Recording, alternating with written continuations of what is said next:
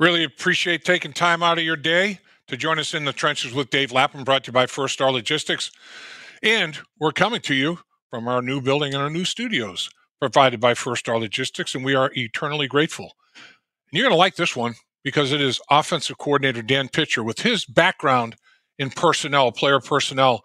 He's a great one to talk to about the draft because this guy has worked his way up through a bunch of different positions from initially, in the scouting department to offensive coordinator in the National Football League. Quite a road traveled by Dan Pitcher. And we're going to talk to him about the offensive selections in the draft for the Cincinnati Bengals, what the coaching staff is doing in the offseason in terms of tweaking and constructing formations to maybe fit the new personnel. As every season is the case, there's going to be players that are different, new players. Some players go, some players come. That's life in the National Football League. That's all being sorted through right now, and your football team is being put together. Cincinnati Bengals had a solid draft, and Dan Pitcher talks about it.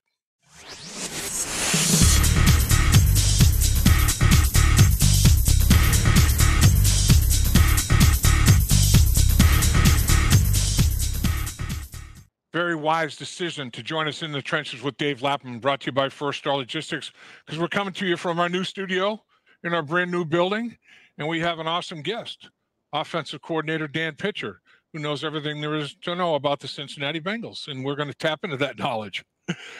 Appreciate you, sir. Welcome and thank you. Yeah, you got it, Lap. I like your setup over there. Pretty nice. Yeah, pretty good digs. You got to love it. So, Coach, I mean, with your background, your personnel background, your coaching excellence, were you surprised that 6 quarterbacks went in the top 12 picks in the draft? Yeah, I'm not surprised by much anymore. I think obviously that's a premium position that if you don't have one, you need one. And until you have one, you're really fighting an uphill battle. So right.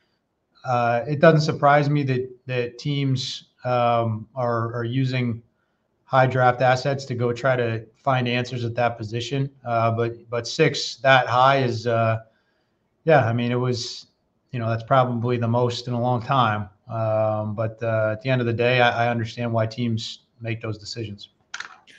How about the fact that 14 offensive players went off the board in the draft in the first round before one defensive player was selected? I mean, both of these are records. Did you, in any of your mock drafts in your wildest imagination, have 14 offensive players coming off the board before a defensive player was chosen? That's a lot. Obviously, I think you expect in a normal year there to be a little bit more balance there. I think we anticipated that there would be, more offensive guys to go, just based on how the board was shaping up. But that was certainly an extreme. But there's nothing you can do about it until you're on the clock, and then you just got to operate in the world that you're in. And we're happy with how it worked out. When the offensive tackle started coming off the board, did you feel like, there was still going to be one there that you were extremely high on? And when Mims was there, how was the excitement level? I think so. I mean, we were hopeful all along that given the depth of the class, that there were going to be quality options available to us where we were picking, and the excitement level was very high. We really see a bright future for Amarius in this league. He's got rare combination of size and movement skills and strength, and we're going to coach the heck out of him. He seems like an incredibly genuine guy who wants to come in and put the work in and be coached and learn, and we're going to do all those things, and we're going to put him in a great situation. So we're excited to have him. We see a huge future for him. So for the Bengals, no trades in a draft for the first time since the COVID draft of 2020. And I'm sure there was a lot of phone calls, that came into you and you out to others and so forth, but just couldn't come up with the right, the right ingredients to make a deal. Was there a conversation about moving up potentially in the first round and moving back in just about every round in the draft? Was there a lot of dialogue? It just couldn't come together? Yeah, I mean, I hesitate to make a definitive, comment on that with respect to any specific pick. I would just say that there's always conversation ongoing in that room, and between Duke and the other scouts and their contacts around the league. Just because a deal doesn't get done doesn't mean that there wasn't due diligence being done and efforts being made. And so, those guys do a great job. There's a lot to be considered in the moment, and it's a time crunch in all those decisions. And I thought they did a heck of a job. So you've got the new Cincinnati skyline, the land of the Giants, whatever you want to term it. I mean, if you're not 6'8", 350, you can't play tackle for the Bengals, it seems like, anymore. I mean, it is unbelievable how big that position group is. Then you got 6'6" plus guards. I mean, it is an unbelievably large unit in the offensive line. But it's not. I mean, Joe's a solid 6'4" plus himself. I mean, that's not an issue for him to have those behemoths up front, is it? No, not at all. I mean, we obviously appreciate the length and the size of those individuals on the edge. I think a lot of times when you're setting the depth of the pocket, and then you're climbing through the course of the down, really the size of the tackles doesn't necessarily factor that much from a height standpoint, and you're really, I don't want to say never throwing over those players, but most of the time you're throwing inside of those players and you're finding those lanes. And so then at that point, the length and the size really just helps them set wide edges to the pocket and set firm edges to the pocket. And that's something that, the two veterans that we already had in the building in Orlando and Trent have proven that they can do, and something that we fully expect Amarius to be able to do. So, size is definitely part of their skill sets for each of those three players. And, like I said, we're really excited to add Amarius to that group, and we know what we have in the two vets. Amarius seems genuine. I mean, he is one of those kind of guys who was raised right. I mean, 3.6 GPA. It's just his character just kind of oozes out of him, and to be mentored by guys that are his dimensions, like the measurables you're talking about, the length and all the 6'8" and whatever, long arms, big hands, all the here's what's worked for me, here's what's given me a little bit of an issue, or I'll give you a heads up, young blood, on that. I mean, and he seems like the kind of kid that's going to take it all in, man. He's going to be looking for every bit of information and every tip he can get. It is an unbelievable dynamic for him, isn't it? I think so. I think everything we've learned about him to this point would indicate that he's going to flourish in that kind of environment. He is a genuine guy. He brings to us an excitement and an energy about the game. I do believe that he wants to be great, and he's willing to put in the work. And he's going to have guys in front of him that, as you mentioned, are playing the game with the same dimensions and can give him some of the tricks of the trade. But part of the thing for Amarius too is come in ready to play, and I think he's going to do that. He's going to come in ready to compete and approach this thing like, he's going to see the field, and that's only going to make him better. It's going to make the guys in that room better. It's going to make us better as a team. And so I think he'll do all those things. We've just been really pleased with our interactions with him so far, and think we got a good one. At this juncture, is it just going to be tackle? Well, I know he's played right and left tackle in practice, all his snaps so far, and it's not a huge number, but I mean, it's significant. His snaps have been at right tackle. Is he going to just focus on right and left tackle at this juncture, do you feel, of his career? Yeah, he's a tackle. That's what he'll train at, and really all those guys, with the exception of the surefire, the starters to begin with, will cross train, both sides of the line. So we expect to work him at both tackle spots throughout the spring and in training camp. I'll tell you what, if I'm an offensive lineman and I get drafted by the Cincinnati Bengals and I'm looking at their offensive line, you went Mims in the first round. You bookended with offensive lineman. Mims in the first round, and then with that the last pick, the seventh rounder's 237th pick, Matt Lee, the center out of Miami, who's had graded a lot higher. If I'm one of those two offensive linemen, and anybody that you sign in college free agency, it's like this offensive line. 4 of the guys have played in the Super Bowl. 4 of the guys have made the Pro Bowl. Hell, I'm going to be learning from, Mims' situation. He's learning from 2 guys that have made the Pro Bowl and have gone to the Super Bowl. I mean, that's an unbelievable situation for any young offensive lineman to come into the league and have those guys, that type of player, mentoring you. That's a big deal. I think so. I think any situation is what you make of it. And so it's incumbent on those rookie players to come in and really, behave in a way and assert themselves in a way that allows them to make the most out of that situation. And so nothing inherently is going to come from that is great unless they make it that. And so the thing that we're excited about is we believe we brought players in who have that character in them to make it a great situation for them. And we're going to put the pieces around them that they're going to have an opportunity to be successful. And then they have to go do it, just like any other player, just like any coach, just like any of us, right? All you can ask for is a situation that is conducive to your success, and then the rest is on you. And that's what we're going to aim to do. The greatest piece of advice I got after I got drafted was from my offensive line coach in college at Syracuse, Rocco Pirro. He goes, I know you're going to do this, but I'm going to tell you it anyway. Don't speak unless spoken to when you're young blood. And when you do speak, it's just to ask questions. No answers, no know-it-all. Ask questions and respect and trust that they know you asked questions, and that's all you do. Other than that, shut your mouth. Yes, sir, coach. I mean, that was the greatest piece of advice I got. And these young guys coming in, man, they're in a situation. I mean, I had guys these guys were veteran guys who played a lot of football. A couple of them had been in the Pro Bowl. I'm like, dude, yeah, this is awesome. I mean, you're right. If they handle it right, it's a great scenario for them. There's no question about it. Yeah, I think there's probably a lot of wisdom in that advice that you got a long time ago that still applies today. And we want guys to come in and be themselves and bring their energy and enthusiasm for the game. We don't coach our rookies to have their tails between their legs and be timid.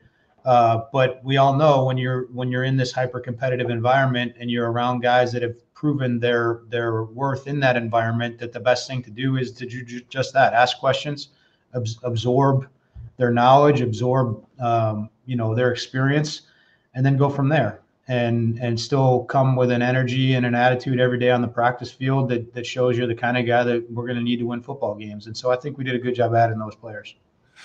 So 5 offensive, 5 defensive picks in this draft with the 10 choices. And we already talked about Mims. The final thing I guess I want to say about Mims is that dude is carrying 340 pounds as well as I've ever seen in my life. I mean, you can see abs. It's like this guy could, I mean, he can get bigger, and stronger. I mean, he is so thick and broad, and he's big in the right places. And then where you need to be reasonably sized, he's very reasonably sized.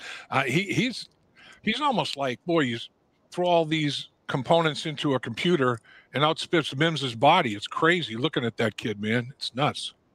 Yeah, there's not many people walking planet Earth that look like him, and that's why he got picked where he got picked, and now he's got to turn that just natural God-given ability, and he's worked himself to that too. I mean, he didn't just become that person. He's very, very clearly has put the work in the weight room and his training and all those things to be in the situation that he's in, and so it's there, and now he just has to continue that, and he's got to ramp it up because he's at the highest level now. And we expect him to do that. And the last thing about him is, the length of his arms and his hands, man. I shook his hand. It's like, whoa. I mean, he's up around my wrist, and it's like in the NFL, it's become hand-to-hand combat. And when he gets that length and he gets those big muckers inside and controls people with the hand strength and playing with hand violence, I mean, he's got all the tools, man. His belt is full. That tool belt has a bunch of tools in it, man. That it does. All right, so with pick number 80, you take wide receiver Jermaine Burton, and Zach was it was very, very obvious how excited he was. The cameras caught him on draft night when you take Jermaine Burton, first round talent. This guy can run away from people. There's no doubt about it. tracks the football, catches the football. You have to really scour to find drops with this guy, don't you, Coach? He's got great hands. He finishes aggressively to the football. He finishes through contact. He attacks it down the field. It's one of the traits that really stands out about him is how strong he plays the football, and that's critical because you want guys that separate, which he can also do, but this is the NFL. There's really good guys standing across from you, and there are going to be a certain percentage of your plays, I don't care who you are, that are going to be contested, and you have to have strong hands and a mentality that you're going to attack the ball and that ball is yours. And Jermaine, he has that. That's all over his tape. Looking at him and then hearing that TJ Hirschmanzada had worked with him, I can see the change of speed, the wiggle, the same. A 10-yard out can look a bunch of different ways as he's approaching that, sink your hips, get in and out of cut, a little bit of that TJ effect. And he's adopted him. I mean, that's part of his game. Looking at him run routes, he's pretty effective. Yeah. I mean, he can separate. He's got those tools in his tool belt with regard to being able to sink his hips and maybe varying his tempo into the break and out of the break, and he carries acceleration through the break, and really all the things that you need, he's got them. And now it's just going to be about pulling those together and creating a consistent package where we have a dependable player who can make explosive plays for us because it's all there. I mean, he's got what he needs to bring to the table from a physical standpoint. And now we got to put a support system around him and put him in the right places to go make plays, and he's got to make them. But he's got stuff to be excited about, that's for sure. Physically and mentally, is he capable of playing inside and outside for you? Yep.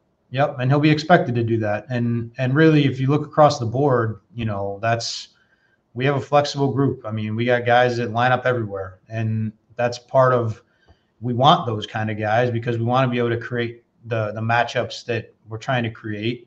And we got to be able to mirror, how we set the run game up so it marries the pass game, and that requires us being able to move people to different spots. And so the expectation is that, yes, he's going to have to be able to play inside, outside, and everywhere in between. So your two offensive selections, Mims, Georgia, Burton, Georgia, and Alabama, playing at the highest level. So you're practicing and competing against the best, the cream of the crop to get a job with that respective program. And then you've done that. Now you're competing against other teams in the SEC and the toughest schedule in football. And a lot of these guys that you're selecting are from big programs, captains, all the things that go along with it. That's been a great formula for you, hasn't it? Yeah, I mean, that's definitely a benefit that comes with taking guys from those programs, is the development that they've had to show just to get on the field and contribute for those teams. And like you said, the competition that they're seeing in practice day in and day out is a big deal. And so definitely that factors in when you're evaluating these guys from, big national championship caliber programs. It's a feather in their cap for sure. So with the 115th pick and the 194th pick, you took a couple of tight ends.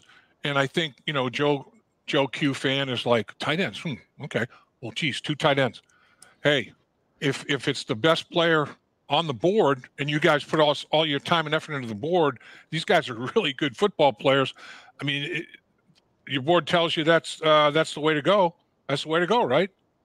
Yeah, I mean, we got 2 guys that we're really excited about, and you add them to the room of the 3 that we already had under contract, and we have a really good tight end room, and we have guys that have already proven it in the NFL who we can rely on immediately, and we now have young players who we think have the traits that will eventually show that they can do it at this level too. And we have a great coach in James Casey who's going to be able to mix and match and develop all of them at once, pull them together as a unit. And we feel great about that spot. We really do. Both the players that we had a chance to add, Erick and Tanner McLachlan, they're a little bit different, but they're both have a real ability to threaten in the pass game. they're able to be utilized a little bit differently in the run game, each of them. But by all accounts, they're tough, they're high character, they're smart, they're hard workers. It means a lot to them. And they've shown already that they have the ability to be playmakers. So we can't wait to get started with those guys. So you think both could potentially work their way and develop into 3-down players, both of them? I believe so. I mean, I think the skill sets are a little bit different there, and how you would utilize each, is going to depend on, where you're at with the run scheme and who you feel comfortable fulfilling what duties. But they both have qualities to their game that they can translate to 3 downs. As well as they've performed, you still think there's a high ceiling for both of them that James Casey can really develop? I think so. I think that position, there's a lot that goes on those guys' plates. And so, number one, you're looking to bring guys in to the building who have shown that they can do the types of things that we're going to ask them to do at the college level, which both have. And then the expectation is it's going to take a little bit of time at that position to really develop and get comfortable with everything that's being asked. And James does a great job of that. He frames it well. He's constantly providing reinforcement to those guys. And so I think that they'll grow, they'll develop, and we're going to find ourselves with 2 really good football players. Yeah, and the fact that both of them were there literally a good round, maybe a little round plus later than you guys thought potentially. I mean, when you have that kind of value, those are hard to pass up, aren't they? Yeah. I mean, that's exactly right. It's when you feel like you're acquiring a player at a later portion of the draft than you thought he was going to be available, then yeah, and you trust what you saw on tape, and that's a long process. And those guys are vetted, and there are long discussions that occur over where they eventually end up on the board. It's not, you don't just slap them up there from day one and that's where they stay. I mean, there's contrasting opinions, there's healthy argument about players, and then they get where they get on the board because that's where they deserve to be, in our opinion. When a lot of really smart people who've put a lot of, long hours into the process have spoken their piece, that's where they end up. And so that's a big deal. That carries weight. And when you can get players later on than where you believe that they belong, then absolutely, that's going to make you a better football team. 2 things about Erick All that struck me, that he was in the weight room when he got the call. He was working out, and his teammate Chris Jenkins, 2nd-round pick out of Michigan, they were teammates and captains together. You got 2 captains out of Michigan. He said, not the least bit surprised, man. That doesn't shock me at all. That's him. And then during the phoner, the little thing after he was drafted with the media, I asked him, what's it like? What was your mindset when you realized you were going to a team that Joe Burrow was going to potentially be throwing you the football in the middle of the football field? And he choked up. I mean, he literally choked up, and he said, it's just like almost beyond my comprehension right now. I mean, he was as genuine can be, And I just remember back when that's exactly how I felt. It's like in the NFL with Kenny Anderson, Paul Brown is the coach of this football. Are you kidding me? I mean, it's almost a feeling of being overwhelmed. Then reality sets in. You got to slap yourself, back to reality. But man, it was great hearing his responses to that. It's that's always fun, man. Always fun. Yeah, I think those are cool moments. I think that is a reminder of the human element of what we do, and the fact that guys are getting an opportunity to chase their dream at the highest level. And it's cool when those things happen. But like you said, the very next reaction has got to be, I belong. I'm here for a reason. I belong. There's going to be expectations on me. I have responsibilities now to be a pro and to provide value for the franchise. And so you get over that starstruck moment real quick. It's cool to have it. There's nothing wrong with it. And then you strap up and you go to work. And I think Erick's going to do just that. So the other good piece of advice I got right before I left to go to my first training camp, my mother said, "Don't you dare do anything that screws this up. You hear me?" Like, Ma, yeah, I got it. I understand. I got you. Yeah. Don't you blow this. Don't you do anything stupid that would screw this thing up. Yes, ma'am. So much for the positive. So much for the positive reinforcement. Huh? So your final selection, Matt Lee. This guy, 51 college starts at Miami, Florida. Very productive. I look at him, not the biggest guy in the world, but when I look at his anchor, he's got a good anchor, for not an overly whelmingly big person. So that told me he's mobile, he's athletic, and when I watched him finish, got a little nastiness to him, Coach. Now he had to be higher on your board than a 7th round selection, I would think. He's a damn good football player. Yeah, we're excited about Matt. He's very smart. He shows early in the process right now that he's about the right stuff, and he's going to come in and work really hard, and he'll ultimately fit in wherever he deserves to fit in based on his play and how he's able to kind of work in with the group right now. So excited to add him. Think that he's got a lot of really positive qualities, both physically and then mentally. He's a smart guy. I mean, he's going to pick stuff up really quickly. He's experienced, as you just mentioned, which is a big deal, especially at that position. So yeah, we're really looking forward to getting to work with Matt. I know you can't comment specifically on free agency because the guys have to pass the physical and all that sort of thing, and rookie mini camps coming up. But overall, do you feel pretty good? I know you guys put a lot of time and effort into the college free agency aspect of it, and not only with the scouts but coaches as well. You guys are out there, literally putting best foot forward organizationally and individually and everything to get some of these guys. You feel pretty good about the potential haul there, Coach? Yeah, it'll be great to see all these guys, when they show up here Thursday and Friday and see them on the field and really start to kind of get them meshed in with what we got going. So I think we got a good group that way as well, and it's all going to play out, the way it should. It's guys are, they come in the building and they have opportunity to put their best foot forward and make a strong impression early on in the process, and a lot of times that can be all the difference with regard to establishing trust with your coaches and your teammates. So we got a good crop of young players. Excited to get to work with them, and excited just to be back on the field. And finally, Coach, and appreciate all the time you carve for us here. At this stage, are you tweaking, the playbook and things that you liked, you're expanding, and things that you don't, you're eliminating, that sort of thing? And now here, very shortly, you get to take the first look at it on the field with mandatory mini camps and things of that nature? Yeah, I think the thing that you're able to really do now is you start to kind of formation and personnel things with specific people in mind, because for the most part, it's there's still going to be the roster's constantly things are changing and there's guys being added and guys leaving, but for the most part, you have a really good sense for what your group's going to look like. And so now we've known, I think, for a while, based on league study and self-scout, what we want to do. And now we're able to kind of further refine that and start to really decide who we want to put where. And that'll be an ongoing process. And once we do it, we'll go on the practice field. We'll see how guys perform, and we'll tweak it, and we'll ultimately arrive at the best combination of people and plays that will help us win football games. But that's kind of the next step in that process, and we're going to get to start doing that now, really right now. And so excited to do that, excited to get back on the grass and go play some football. Coach, as always, your time is much appreciated. Love talking football with offensive coordinator Dan Pitcher. You're the best. All right, Lap. Have a great day. You do the same. Appreciate you. Dave Lapham here, and every day I am grateful for my experience to have played professional football.